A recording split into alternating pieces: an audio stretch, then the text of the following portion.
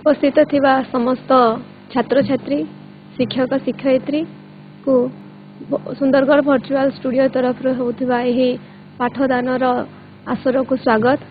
पिला माने आउ किछि दिन पर तुमर मैट्रिक परीक्षा आशा करे भल भाव समस्त प्रस्तुति जारी रखिथिबो एवं मोर जो परिश्रमर फल तुमे निश्चित भाव पाइब बोली कि मु आशा करूछि एवं तुमको मु अभिनंदन मंदिर जनाऊँगी जे तुमे तुमर जो परिश्रमर फल स्वरूप मैट्रिक परीक्षा बहुत सुंदर भाव कृतकार्य हेब। पिला माने आमे जानू आ किछि दिन परीक्षा अच्छी तेणु आज जहाँ आमे पाठ करिबा ताकू आमे पाठ तो पढ़िबा ता सहित पुनः आलोचना द्वारा मध्य शिखि पारिबा जानि पारिबा एवं परीक्षा रे जदि सेथिरु किछि क्वेश्चन प्रश्न पढ़े ताले सेही प्रश्न को आमे तार उत्तर भल भाव लिखि पारिबा बोली आशा करे। तेणु पिला माने आमे एही कार्यक्रम को चलो आगे नेबा। तेणु आमे स्मार्ट बोर्ड को जिबा।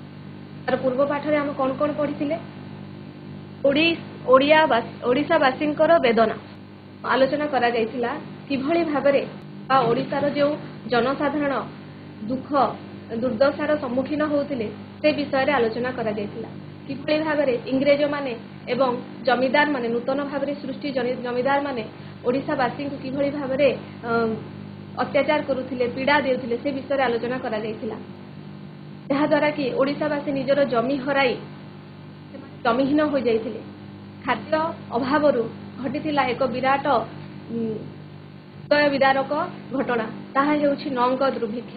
से नौंक दुर्भिक्ष विषय में आलोचना करा जायथिला जहा हेतिला 1866 मसीहा रे वासींकर छाती को दोहलाई देथिला। तापरे आमे आलोचना करिथिले गौरी शंकर राय जे कि ए जो परिस्थिति चली आसीथिला ए जो वेदनार परिस्थिति कष्टर परिस्थिति अंधकार कुसंस्कार दे गति करुथिले तांकर जो उत्कल दीपिका से उत्कल दीपिका कौन ना समस्तंकर माने दुर्दशा को टिके दूर कर पारथिला किभଳି दूर करथिला ना सेठारे जो मान प्रकाश होउथिला से लेखा मानक द्वारा लोक माने सचेतन होई पारिथिले। आलोचना करिथिले कलिकता रे नूतन भाव शिक्षित गोष्ठीर आविर्भाव होइथिला सेमानक मध्यरु जणे हेउचंती राजा राममोहन राय। राजा राममोहन राय प्रतिष्ठा करथिले ब्रह्मवाद सेही ब्रह्मवाद बलरे कोन होइथिला ना से माने मूर्ति पूजा बा पितुला पूजा को विरोध करिथिले एवं एकेश्वरवाद को विश्वास करिथिले एवं राजा राममोहन रायंकर तत्वावधान रे नारी शिक्षा नारी मुक्ति विधवा विवाह हला ता सहित बाल्य विवाह एवं अन्यान्य समाज संस्कार धर्मी कार्यक्रम मान आगे जाइथिला। तेणु यह कोन कहा जाय यह नवजागरण बोली कि मध्य कहा जाय ए विषय मध्ये हम आलोचना करथिले जेतेबेले कलिकता रे नवशिक्षित गोष्ठी मानकर आविर्भाव हेउथिला ताहा थिला 19 शताब्दी प्रथमार्ध ठीक सेही समय बेलकू ओडिशा रे 1870 मसीहा रे नवशिक्षित गोष्ठी मानकर आविर्भाव हेतिला। ओडिशा रे मध्य नूतन भाव रे इंग्राजी पढ़ुआ युवक माने सृष्टि हेले पढ़िले देखिले एवं जानि पारले जहा द्वारा से माने नूतन भाव रे ओडिया साहित्य को रचना कले और ए जो ओडिया साहित्य सृष्टि हला ताहा विभिन्न पर्याय रे ताहा सृष्टि हेतिला विभिन्न पर्याय रे विभिन्न स्वादर लेखा मान लेखा हला जहा द्वारा ताकू विभिन्न विभाग रे विभक्त करा जायतिला जेमिति कि राधानाथ जुग सत्यवादी पर्व सबुज पर्व प्रगति पर्व अत्याधुनिक पर्व एवं उत्तर आधुनिक पर्व एही भली भाव रे विभागीकरण करा जायतिला। तो विभागीकरण करा जायछि आमे आधुनिक पर्व विषय रे किछिटा आलोचना करिथिले। आधुनिक पर्व रे तार कर्णधार थिले कि कविवर राधानाथ राय तेणु ताहाकू राधानाथ जुग बोली कि मध्य कहा जाय एवं सेही पर्वर अन्यान्य लेखक माने थिले बा कवि माने थिले को माने थिले भक्त कवि मधुसूदन राव व्यास कवि फकीर मोहन सेनापति कुलवृद्ध मधुसूदन दास एमानक विषय आलोचना करा जाय थिला। वर्तमान आमे देखिबा सेही आधुनिक जुगर बा आधुनिक जुग जो आमर चली जहाँ विषय आम आलोचना करथिले तार अन्य एक पुरोधा हेउचंती मेहेर। स्वभाव कवि गंगाधर मेहेर जन्म हुए 1862 मसीहा संबलपुर जिला। संबलपुर बरपाली जिला रे से जन्मग्रहण करथिले किंतु पिला माने आमे वर्तमान जानिछे जे बरपाली बरगढ़ जिला अंतर्गत।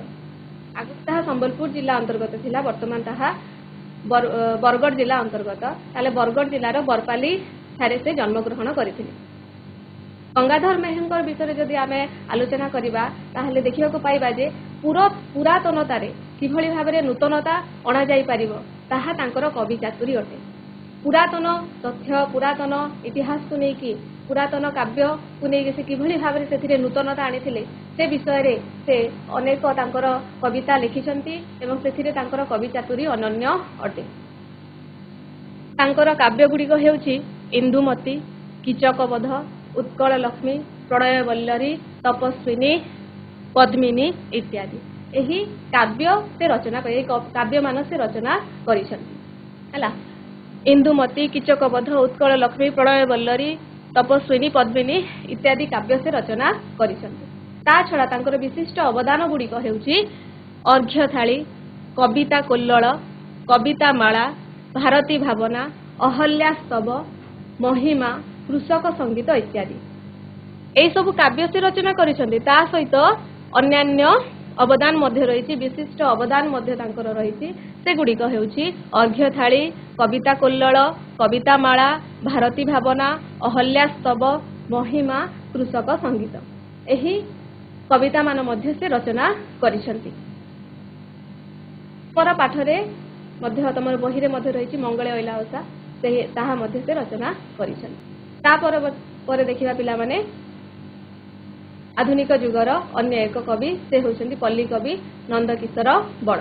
पल्ली कवि नंदकिशोर बळ देखि पाउथबा तांकर चित्र पल्ली कवि नंदकिशोर बळ। नंदकिशोर बळ राधानाथ जुगर एक भिन्न स्वाद और भिन्न भावनार कवि अटंती। ए मध्य राधानाथ जुगर एक कवि। राधानाथ जुग अर्थात केवल से राधानाथ रचना करनथिले, तांकर रचनावली विषय हम पढ़िबा नै। राधानाथ जुगरे आधुनिक जुगरे केउ केउ कवि माने थिले, तांको द्वारा केउ केउ कविता मान रचना करा जायतिला, केउ ग्रंथ रचना करा जायतिला, केउ काव्य रचना करा जायतिला, उपन्यास रचना करा जायतिला, से विषय मध्ये हम आलोचना करिबा। तेणु तांको मध्यरु जणे होउछन्ती पल्ली कवि नंदकिशोर बळ। पल्ली कवि नंदकिशोर बळ। नंदकिशोर बळ कर पल्ली प्रकृति, पल्ली जीवन, पल्ली संस्कृति को से तांकर कविता मानकर प्रकाश करिसंती। तेणु तांकू पल्ली कवि बोली कि कुहा जाय। तांकर लेखा मान जेतेबेले पढिबो, कविता मान जेतेबेले पढिबो, सेथारे पल्ली प्रकृति, पल्लीर दृश्य को तुमे अनुभव करि पारिबो। तेणु से गाँर बा पल्लीर लोक मानकर सरल जीवन यापन को केंद्र करके तांकर कविता मान लिखिसंती, तांकर लेखा मान लिखिसंती। ताले केउ लेखा मान से लिखिसंती, कोन कोन तांकर लेखा देखिबा। पल्ली चित्र, निर्झरिणी, जन्मभूमि, बसंत कोकिल, तरंगिणी, चारुचित्र, निर्माल्य, प्रभात संगीत, संध्या संगीत, नानाबाया गीत इत्यादि हेउची तांको द्वारा रचित पल्ली कविता मान। काव्य कवि एहा तहला कविता ता छड़ा से काव्य मध्ये लिखिसंती। ताहा हेउची कृष्ण कुमारी, शर्मिष्ठा, सीता वनवास। कृष्ण कुमारी, शर्मिष्ठा एवं सीता वनवास नामक काव्य मध्ये से रचना करिसंती। ता छड़ा यदि आमे देखिबा से केवल कविता लेखारे तांकर लेखनी सीमित नथिला, ता छड़ा से उपन्यास मध्ये लिखिसंती। तांकर रचित उपन्यासर नाम हैला कनकलता। तांको से उपन्यास रे मध्ये तांकर कवि चातुरी तांकर लेखनी चालना करिथिले एवं एक उपन्यास लिखिथिले। से उपन्यासर नाम हैला कनकलता। तापरे आमे देखिबा से केवल सेतिकी रे सीमित नथिला तांकर लेखा, गल्प मध्ये लिखिथिले एवं तांको द्वारा लिखित गल्पर नाम हेउची लक्ष्मी। तांको द्वारा लिखित गल्प हेउची लक्ष्मी। एही गल्पटी से रचना करिथिले। ताले आमे एथिरु देखिले जे से पल्ली को केंद्र करिकी बा गाँर जो परिवेश को केंद्र करिकी से तांकर लेखा मान लिखिसंती, रचना तांकर कविता मान लिखिसंती, जोथिरे कि पल्लीर प्रकृति, पल्लीर जीवन, पल्लीर संस्कृति हैला बा से जो गाँर लोक मानक सरल जीवन यापन प्रणाली ताहाको आधार करिकी ताहाको केंद्र करिकी से निजर लेखा मान लिखिसंती।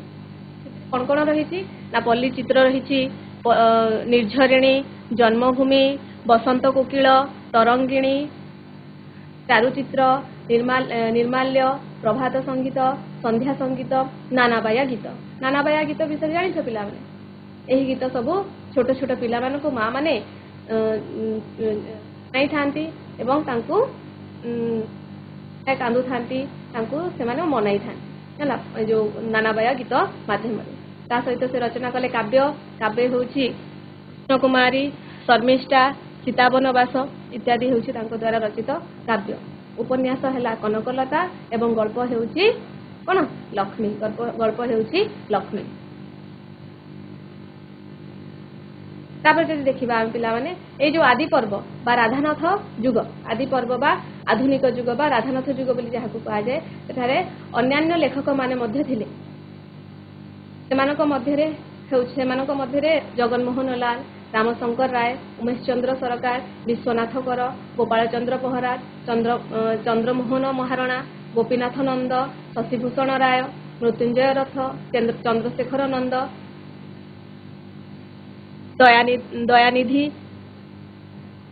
ଦୟାନିଧି ମିଶ୍ର, ସିଂହ ପାଣିଗ୍ରାହୀ, ମଦନ ମୋହନ ପଟ୍ଟନାୟକ, ଗୋବିନ୍ଦ ରଥ ପ୍ରମୁଖ ପାଠକମାନଙ୍କ ଦୃଷ୍ଟି ଆକର୍ଷଣ କରିଥାନ୍ତି ହେଲା। ଆମେ ଏ ଯୋଉ ରାଧାନାଥ ଯୁଗର କବିମାନେ ଯୋଉମାନେ ଥିଲେ ତାଙ୍କ ବିଷୟରେ ପାଠ କଲେ। ତା ଛଡ଼ା ରାଧାନାଥ ଯୁଗରେ ଅନ୍ୟାନ୍ୟ କବିମାନେ ମଧ୍ୟ ଅଛନ୍ତି। କିଏ କିଏ ସେଇଟା?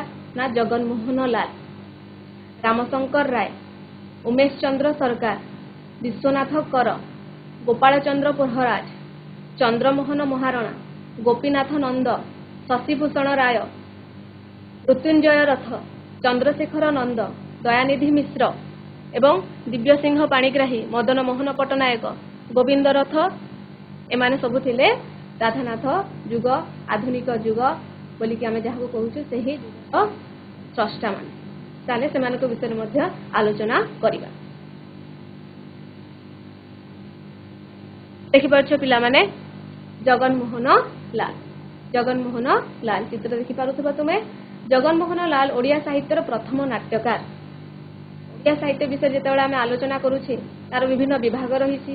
କବିତା, କାବ୍ୟ, ଉପନ୍ୟାସ, ଗଳ୍ପ, ଭ୍ରମଣ କାହାଣୀ ଇତ୍ୟାଦି ଅନେକ ବିଭାଗ ରହିଛି। ସେଥିମଧ୍ୟରୁ ନାଟ୍ୟ ବିଭାଗ ମଧ୍ୟ ରହିଛି। ଏଇ ଯୋଉ ନାଟ୍ୟ ବିଭାଗ ରହିଛି, ଏ ନାଟ୍ୟ ବିଭାଗରେ ଜଗନ୍ମୋହନ ଲାଲ ପ୍ରଥମେ ପଦାର୍ପଣ କରିଛନ୍ତି। ସେ ହେଉଛନ୍ତି ଆମର ଯୋଉ ଓଡ଼ିଆ ସାହିତ୍ୟର ପ୍ରଥମ ନାଟ୍ୟକାର। ପ୍ରଥମେ ସେ ନାଟକ ରଚନା କରିଛନ୍ତି, ତେଣୁ ତାହାଙ୍କୁ କ'ଣ କୁହାଯାଏ? ଓଡ଼ିଆ ସାହିତ୍ୟର ପ୍ରଥମ ନାଟ୍ୟକାର ବୋଲିକି କୁହାଯାଏ। ତାହେଲେ ସେ ଯଦି ପ୍ରଥମ ନାଟ୍ୟକାର ହେଉଛନ୍ତି, ତାଙ୍କ ଦ୍ୱାରା ରଚିତ ନାଟକ କ'ଣ ହେବ? ପ୍ରଥମ ନାଟକ। ତାହେଲେ ସେ 1877 ମସିହାରେ ବାବାଜୀ ନାମକ ଗୋଟିଏ ଲେଖା ଲେଖିଲେ, ଯାହା ହୋଇଗଲା ଓଡ଼ିଆ ସାହିତ୍ୟର ପ୍ରଥମ ନାଟକ।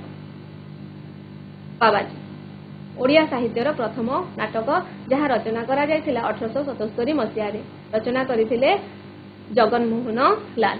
କିଏ ରଚନା କରିଥିଲେ? ଜଗନ୍ମୋହନ ଲାଲ ରଚନା କରିଥିଲେ। ତା ସହିତ ସତୀ, ପ୍ରୀତି, ବୃଦ୍ଧ ବିହାର ଇତ୍ୟାଦି ତାଙ୍କ ଦ୍ୱାରା ରଚିତ ନାଟକ।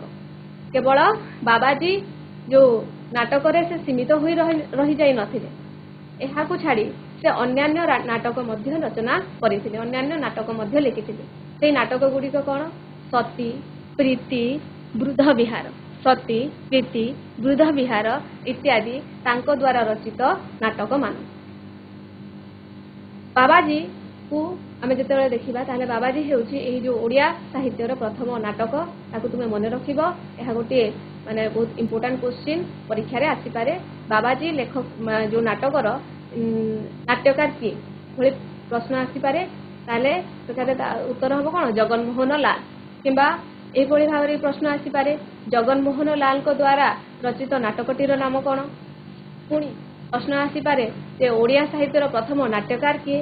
ଏଭଳି ମଧ୍ୟ ପ୍ରଶ୍ନ ଆସିପାରେ। ତେଣୁ ତୁମେ ଭଲ ଭାବରେ ଏହାକୁ ପାଠ କରିକି ଯାଇଥିବ। ଦେଖ ପିଲାମାନେ, ଏ ଯୋଉ ବାବାଜୀ ନାଟକ ଅଛି ତାହାର କିଛି ଦୃଶ୍ୟ ଏଠାରେ ଦିଆଯାଇଛି। ତାର ପ୍ରଥମ ଅଙ୍କ ହେଲା, ବିଭିନ୍ନ କ୍ୟାରେକ୍ଟର ସବୁ ରହିଛି। ସେଇ ଭାବରେ ନାଟକଟି ଲେଖାଯାଇଛି, ଏହା ଦେଖିପାରୁଥିବ ତାର ଏକ ଝଲକ।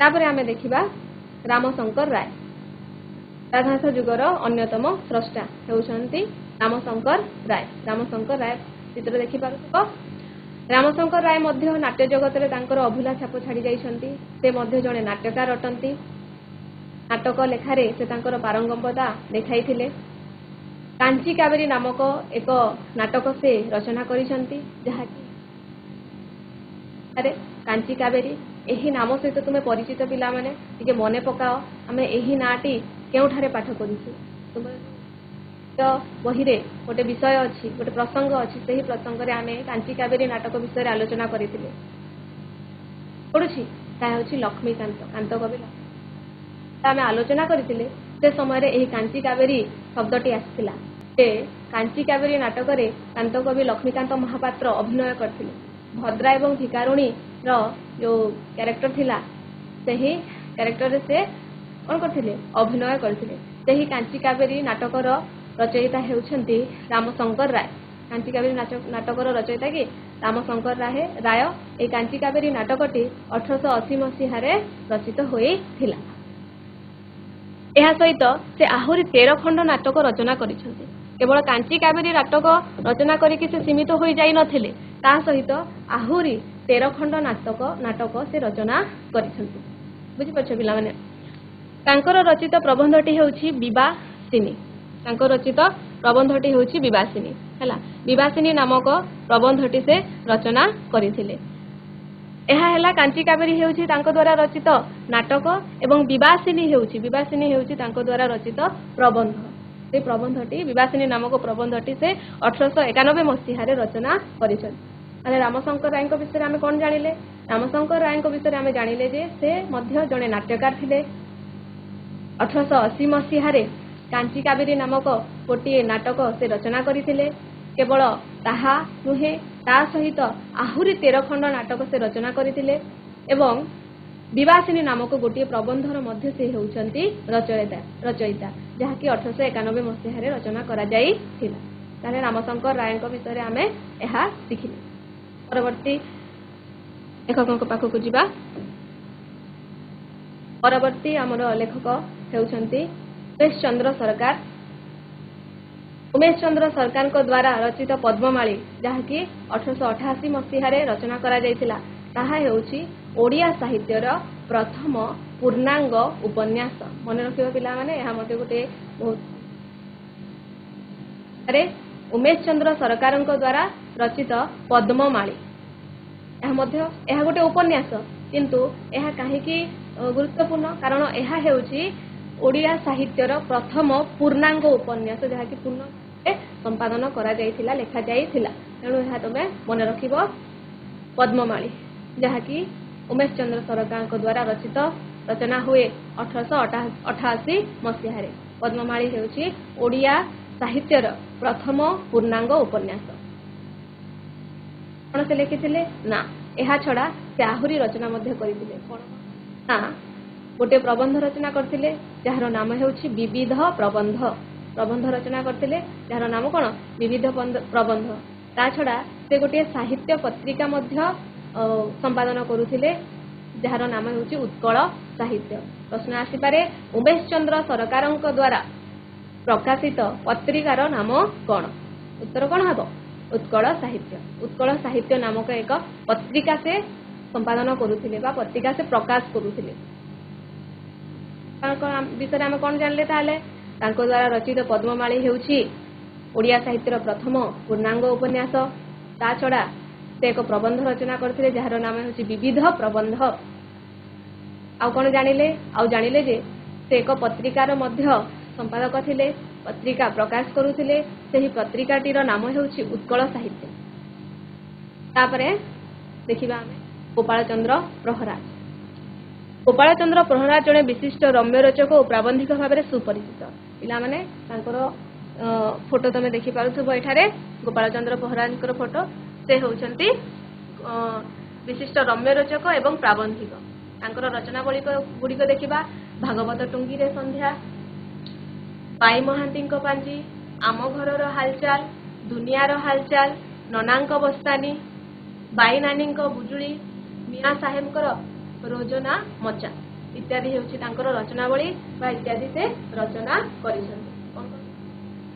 ଭାଗବତ ଟୁଙ୍ଗିରେ ସନ୍ଧ୍ୟା, ବାଇ ମହାନ୍ତିଙ୍କ ପାଞ୍ଜି, ଆମ ଘର ହାଲଚାଲ, ଦୁନିଆର ହାଲଚାଲ, ନନାକାଲି, ବାଇ ନାନୀଙ୍କ ବୁଜୁଳି ଏବଂ ମିଆଁ ସାହେବଙ୍କ ରୋଜ ନା ମଚା ହେଲା ଇତ୍ୟାଦି ହେଉଛି ତାଙ୍କ ଦ୍ୱାରା ରଚନାବଳୀ। ତା ଛଡ଼ା ପିଲାମାନେ ଦେଖ ପୂର୍ଣ୍ଣଚନ୍ଦ୍ର ଓଡ଼ିଆ ଭାଷା, ପୂର୍ଣ୍ଣଚନ୍ଦ୍ର ଓଡ଼ିଆ ଭାଷାକାଶ ହେଉଛି ତାଙ୍କ, ଯାହାକୁ ଓଡ଼ିଆ ଭାଷାର କଳା କୋଣାର୍କ ବୋଲିକି କୁହାଯାଏ। କଳା କୋଣାର୍କ ବୋଲିକି କୁହାଯାଇଥାଏ ହେଲା। ପୂର୍ଣ୍ଣଚନ୍ଦ୍ର ଓଡ଼ିଆ ଭାଷାକୁ ଗୋପାଳ ଚନ୍ଦ୍ର ପ୍ରହରାଜଙ୍କ ଦ୍ୱାରା ପ୍ରହରାଜ ତାହାକୁ ରଚନା କରିଛନ୍ତି। ତାପରେ ଦେଖିବା ପିଲାମାନେ ଆମେ ଆସୁଛନ୍ତି ଆମର ପଣ୍ଡିତ ଗୋପୀନାଥ ନନ୍ଦ। ପଣ୍ଡିତ ଗୋପୀନାଥ ନନ୍ଦଙ୍କ ଶ୍ରୀ ଭାରତ ଦର୍ପଣ ସାରଳା ମହାଭାରତ ଉପରେ ପ୍ରଥମ ପ୍ରାମାଣିକ ଆଲୋଚନା ଗ୍ରନ୍ଥ। ପଣ୍ଡିତ ଗୋପୀନାଥ ନନ୍ଦଙ୍କ ଦ୍ୱାରା ରଚିତ ଶ୍ରୀ ଭାରତ ଦର୍ପଣ ଏହା ସାରଳା ମହାଭାରତ ଉପରେ ରଚନା କରାଯାଇଛି ଏବଂ ତାହା ହେଉଛି ଏକ ଓଡ଼ିଶାର ପ୍ରଥମ ପ୍ରାମାଣିକ ଆଲୋଚନା ଗ୍ରନ୍ଥ ଅଟେ। ଶ୍ରୀ ପଣ୍ଡିତ ଗୋପୀନାଥ ନନ୍ଦ ତା ଛଡ଼ା ଆଉ କ'ଣ ରଚନା କରିଥିଲେ? ଓଡ଼ିଆ ଶବ୍ଦ ତତ୍ତ୍ୱବୋଧ ଅଭିଧାନ, ଓଡ଼ିଆ ଭାଷା ତତ୍ତ୍ୱ ନାମକ 2ଟି ଗ୍ରନ୍ଥ ମଧ୍ୟ ସେ ରଚନା କରିଥିଲେ। ଏହା ଛଡ଼ା ଏମାନଙ୍କୁ ଛାଡ଼ିଦେଲେ ଆହୁରି ମଧ୍ୟ ଲେଖକମାନେ ରହିଛନ୍ତି, ଯେମିତି ପଣ୍ଡିତ ମୃତ୍ୟୁଞ୍ଜୟ ରଥ, ତାରିଣୀ ଚରଣ ରଥ। ଏମାନେ ମଧ୍ୟ ଆଧୁନିକ ଯୁଗର ଲେଖକମାନଙ୍କ ମଧ୍ୟରେ, ଯେଉଁମାନେ କି ଆଧୁନିକ ଯୁଗରେ ତାଙ୍କର ଲେଖନୀ ଚାଳନା କରିଥିଲେ। ତାହେଲେ ପଣ୍ଡିତ ମୃତ୍ୟୁଞ୍ଜୟ ରଥଙ୍କ ଦ୍ୱାରା ରଚିତ ରଚନାବଳୀ ଗୁଡ଼ିକ ହେଉଛି ସାରଳା ଚରିତ ଆଉ ଅନ୍ୟାନ୍ୟ ରଚନା ମଧ୍ୟ ସେ ରଚନା କରିଛନ୍ତି। ତାରିଣୀ ଚରଣ ଲେଖିଛନ୍ତି ଉତ୍କଳ ସାହିତ୍ୟର ଇତିହାସ ଇତ୍ୟାଦି ଲେଖିଛନ୍ତି। ତା ସହିତ କିଛି ଗଳ୍ପ ଏବଂ କିଛି ଉପନ୍ୟାସ ମଧ୍ୟ ସେ ଲେଖିଛନ୍ତି। ତାହେଲେ ପିଲାମାନେ ଏତିକିରେ ଆମର ଆଧୁନିକ ଯୁଗ, ଯାହାକୁ ରାଧାନାଥ ଯୁଗ ବୋଲିକି କୁହାଯାଏ, ତାପରେ ଆଉ ଏକ ଯୁଗର ଆରମ୍ଭ ହେବ, ଯାହାର ନାମ ହେଉଛି କ'ଣ? ସବୁଜ ପର୍ବ। ତାହେଲେ ରାଧାନାଥ ଯୁଗର ଅବସାନ ଘଟିନଥିଲା ଏବଂ ତାର ପାଦଧୂଳି ବା ତାର ମଧ୍ୟଭାଗରେ ହିଁ ଏହି ସବୁଜ ପର୍ବ ଆରମ୍ଭ ହୋଇଯାଇଥିଲା, ଯାହାର ଆରମ୍ଭ ହୁଏ 1909ରେ ଏବଂ ଏହା ପ୍ରାୟ 1925 ମସିହା ପର୍ଯ୍ୟନ୍ତ ତାର ପ୍ରଭାବ ବିସ୍ତାର କରି ଚାଲିଥିଲା। 1909ରେ ଏହା ଆରମ୍ଭ ହୁଏ ଏବଂ ପର୍ଯ୍ୟନ୍ତ ତାହା ଗତି କରିଥିଲା। ଏ ଯେଉଁ ସତ୍ୟବାଦୀ ପର୍ବ ବା ସତ୍ୟବାଦୀ ଯୁଗ ଯାହାକୁ କହୁଛୁ ଆମେ, ତାହାର ଆକର୍ଷଣ ହେଲା ଉତ୍କଳୀୟ ଜାତୀୟ ଚେତନାର ଜାଗରଣ। ଅର୍ଥାତ୍ ଉତ୍କଳର ଯେଉଁ ଜନସାଧାରଣ ମାନେ ଅଛନ୍ତି, ଜନସମାଜ ଯେଉଁ ଅଛନ୍ତି, ସେମାନଙ୍କ ମଧ୍ୟରେ ନିଜର ମାତୃଭୂମି ପ୍ରତି ଚେତନା ଜାଗରଣ, ତାହା ହେଉଛି ସବୁଜ ପର୍ବର ମୁଖ୍ୟ ଆକର୍ଷଣ। ଉତ୍କଳୀୟ ଜାତୀୟ ଚେତନାର ଜାଗରଣ। ତା ଛଡ଼ା ସର୍ବଭାରତୀୟ ଜାତୀୟତାବୋଧର ପ୍ରତିଷ୍ଠା, ମାନବ ସେବା, ଇତିହାସ ଓ ଐତିହ୍ୟର ଆବିଷ୍କାର ମାଧ୍ୟମରେ ଜାତିର ଐଶ୍ୱର୍ଯ୍ୟକୁ ଦର୍ଶାଇବା, ସର୍ବୋପରି ଜାତୀୟ ଚରିତ୍ର ଗଠନ ପାଇଁ ପ୍ରେରଣା ପ୍ରଦାନ କରିବା। এই ଯେଉଁ ଯୁଗଟି ଆରମ୍ଭ ହେଲା, ଏଠାରେ ଯେଉଁ ଲେଖକମାନେ ଆବିର୍ଭାବ ହେଲେ ବା ଯେଉଁ କବିମାନେ ଆବିର୍ଭାବ ହେଲେ, ସେମାନେ ଉତ୍କଳର ଯେଉଁ ଇତିହାସ ରହିଛି, ତାର ଯେଉଁ ଐଶ୍ୱର୍ଯ୍ୟ ରହିଛି, ତାହାକୁ କିଭଳି ଭାବରେ ଆବିର୍ଭାବ କରିବେ, ତାହାକୁ କିଭଳି ଭାବରେ ପୁନଃ ସ୍ଥାପନ କରିବେ, ସେଥିପ୍ରତି ନିଜର ଲେଖନୀ ଚାଳନା କରିଥିଲେ। ତାହେଲେ ବର୍ତ୍ତମାନ ଆମେ ଦେଖିବା ଏହି ସବୁଜ ପର୍ବରେ କେଉଁମାନେ ଆସିଥିଲେ, କେଉଁମାନେ ନିଜର ଲେଖନୀ ଚାଳନା କରିଥିଲେ। ତାହେଲେ ସବୁଜ ପର୍ବର ପ୍ରଥମେ ଆସୁଛନ୍ତି କିଏ? ପଣ୍ଡିତ ଗୋପବନ୍ଧୁ ଦାସ। ପିଲାମାନେ, ପଣ୍ଡିତ ଗୋପବନ୍ଧୁ ଦାସକୁ ଆମେ ସମସ୍ତେ ଜାଣିଛୁ। ଓଡ଼ିଶାର ପ୍ରତ୍ୟେକ ନର ନାରୀ ବୃଦ୍ଧ ବନିତା ସମସ୍ତେ ଗୋପବନ୍ଧୁ ଦାସଙ୍କୁ ଆମେ ଭଲ ଭାବରେ ଜାଣିଛୁ, କାରଣ ସେ ହେଉଛନ୍ତି ଏହି ଉତ୍କଳର ମଣି, ଉତ୍କଳର ରତ୍ନ। ଉତ୍କଳ ମାତା ତାଙ୍କୁ ପାଇକି ଧନ୍ୟ ହୋଇଯାଇଛି। ସେ ହେଉଛନ୍ତି ପଣ୍ଡିତ ଗୋପବନ୍ଧୁ ଦାସ, ଯିଏକି ସତ୍ୟବାଦୀ ଯୁଗର ଅଟନ୍ତି କର୍ଣ୍ଣଧାର। ତାଙ୍କର ଲେଖନୀ ଦ୍ୱାରା ସତ୍ୟବାଦୀ ଯୁଗର ଅୟମାରମ୍ଭ ହୋଇଥିଲା ବୋଲିକି କହିଲେ ଅତ୍ୟୁକ୍ତି ହେବ ନାହିଁ। ତାଙ୍କର ଜନ୍ମ ହୁଏ 1877 ମସିହା ତାର ସୁଆଣ୍ଡ ଗ୍ରାମରେ। से आमर उत्कलर मणि थिले एही ओडिशार से थिले बरपुत्र वीरपुत्र मध्य थिले निजर देश पाई से प्रेम करुथिले निज देश को प्रेम करुथिले त्यागी से जड़े त्यागी थिले सत्य एवं अहिंसार पुजारी थिले जड़े देशप्रेमी थिले जननायक थिले गरीब मानक पाई तांकर हृदय कांदी उठुथिला जेतेबेले गरीबर दुख देखुथिले से ताहाकु मर्मे मर्मे अनुभव करुथिले एवं सेही दुखरे से दुखित हेउथिले एवं दरिद्र मानकर सेवा करिया पाई से आगे जाउथिले तर परिस्थिति जहा हेउना काहेकि जनसेवा जन समाजर सेवा करिया पाई से केबे हेले पछघुंचा देउथिले नाही एवं अहिंसार पुजारी केही नुहंती से हेउचंती एही उत्कलर मणि गोपबंधु पंडित गोपबंधु दास उत्कल जननींकर पूर्णांग रूप देखिबाकू से उत्कंठित होई पड़िथिले पिला माने आमे आलोचना करिछे जे उत्कल सेदाबेले खंड विखंडित होईकी थिला एवं सेही खंड विखंडित उत्कल जननी को एकत्रित करिके एक स्वतंत्र उत्कल प्रदेश गठन करिया पई समस्ते आगे आसीथिले एवं सेठारे प्रमुख भूमिका ग्रहण करथिले मधुसूदन दास जे कि सम्मेलनी गठन करिके 1903 मसीह उत्कल सम्मेलनी गठन करिके उत्कल को एक भाषाभित्तिक स्वतंत्र प्रदेश रे गठन करिया पई बद्धपरिकर थिले एवं तांकर परिश्रमर फलस्वरूप आज आम एक स्वतंत्र ओडिशार अधिवासी होई पारिछु आमर एक स्वतंत्र परिचय रही सही उत्कल जननीर पूर्णांग रूप देखिबा पई उत्कल मणि मध्य तांकर पाद को आगे नहीं से मध्य यथाचेष्टा करथिले उत्कल को एक स्वतंत्र उत्कल प्रदेश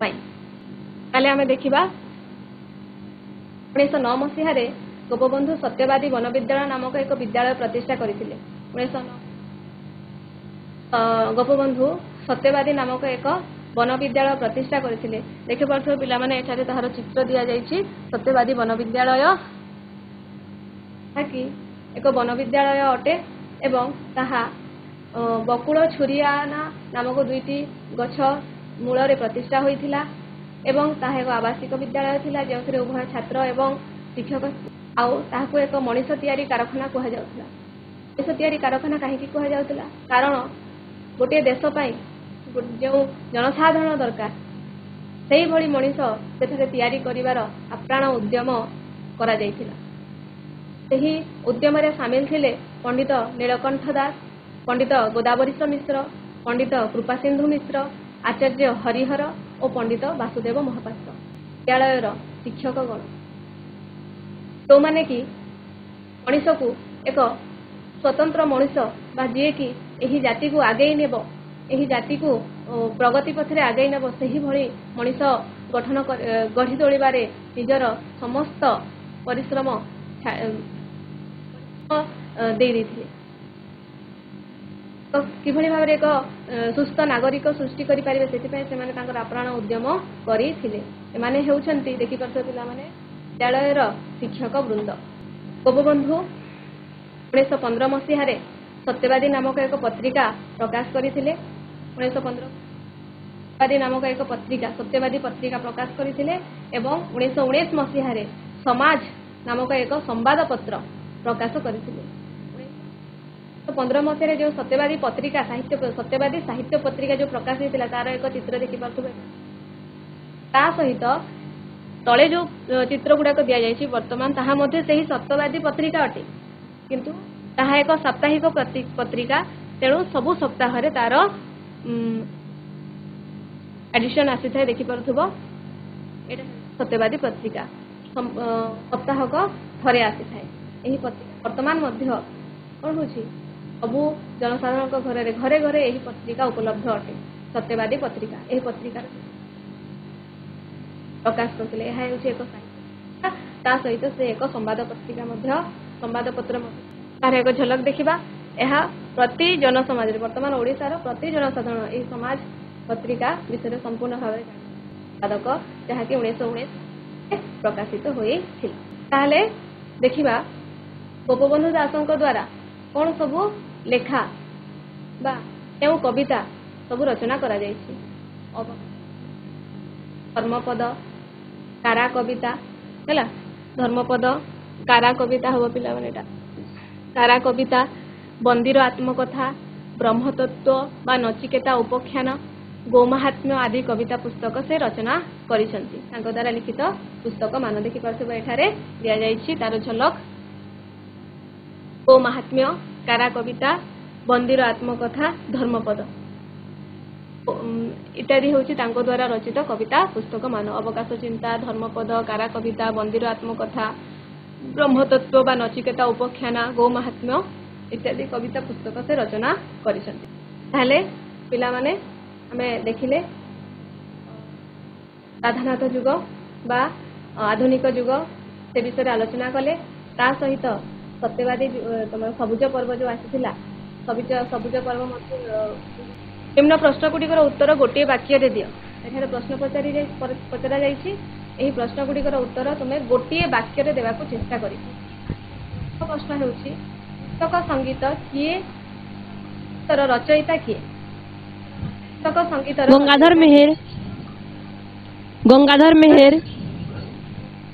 कृषक संगीतर रचयिता हेउछंती गंगाधर मेहर बहुत सुंदर गंगाधर मेहर कृषक संगीत की रचना करथिले गंगाधर मेहर से हेउछंती कृषक संगीतर रचयिता जे कि आधुनिक युगर एक कवि अटंती परवर्ती प्रश्न रे देखो पिला माने आधुनिक ओडिया साहित्यर प्रथम नाट्यकार किए आधुनिक ओडिया साहित्य जगमोहन लाल ठीक अछि जगमोहन लाल अच्छी थरे थरे कुह पिला माने सुना जाउछि दी तीन थर कहला हेले आधुनिक ओडिया साहित्यर प्रथम नाट्यकार हेउचंती जगनमोहन लाल एवं तांको द्वारा रचित प्रथम नाटकटी कोन बाबाजी वेरी बाबाजी हां हां ठीक तांको द्वारा रचित नाटकटी हेउछि बाबाजी ताहा हेउछि ओडिया साहित्यर प्रथम नाटक एवं नाट्यकार हेउचंती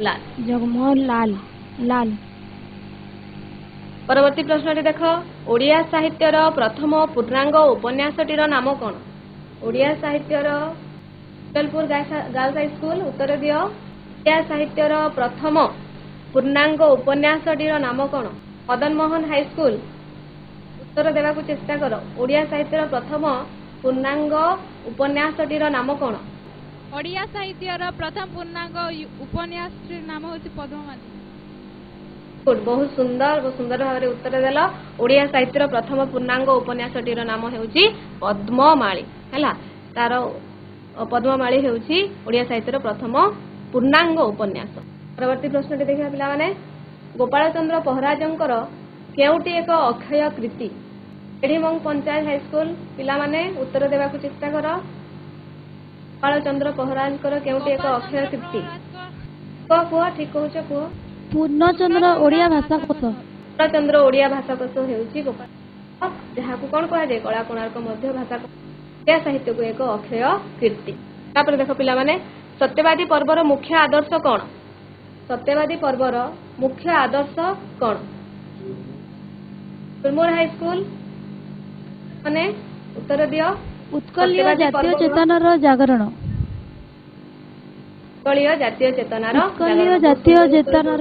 जागरण उत्तर दउछ पिला माने लागु उत्कलीय भाबरे प्रिपेयर करूछ आशा करे बहुत बढ़िया रे उत्कलीय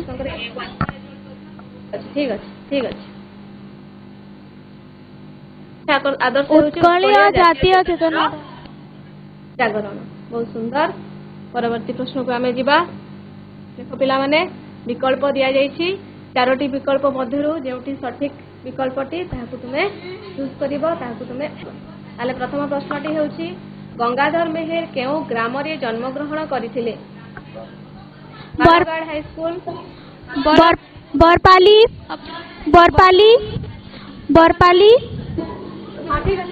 ठीक अछि बरपाली हां गंगाधर मेहर केउ ग्राम रे जन्म ग्रहण करथिले उत्तर कोन बरपाली संबलपुर बरगढ़ बरपाली सुंदरगढ़ तो कदापि हेबो नाही संबलपुर बही रे रेछि किंतु सेते बेले सेटा बरपाली संबलपुर तार अधीन रे थिला किंतु वर्तमान जेते आमे देखिबा ताहले ताहा बरगढ़ जिल्ला अंतर्गत रहिछि तेनु बरगढ़ जिल्लार बरपाली ग्राम रे से जन्म ग्रहण करथिले एथिरे तमे कंफ्यूज हेबो नाही अरे तेनु उत्तरटी सठिक उत्तरटी तमे बाछिबो ता मध्यरु ता हेउछि बरपाली परवर्ती प्रश्न देखो पिला माने ନନ୍ଦକିଶୋର ବଳଙ୍କ ଦ୍ୱାରା ରଚିତ ଉପନ୍ୟାସଟିର ନାମ କ'ଣ? ହାଇସ୍କୁଲ ଭିଡ଼ା କନକଲତା କନକଲତା ନନ୍ଦକିଶୋର ବଳଙ୍କ ଦ୍ୱାରା ରଚିତ ଉପନ୍ୟାସଟିର ନାମ ହେଉଛି କନକଲତା। ଭେରି ଗୁଡ୍, ବଢିଆ ପଢୁଛ ପିଲାମାନେ, ବହୁତ ଖୁସି ଲାଗୁଛି, ବହୁତ ସୁନ୍ଦର ଉତ୍ତର ଦେଉଛ।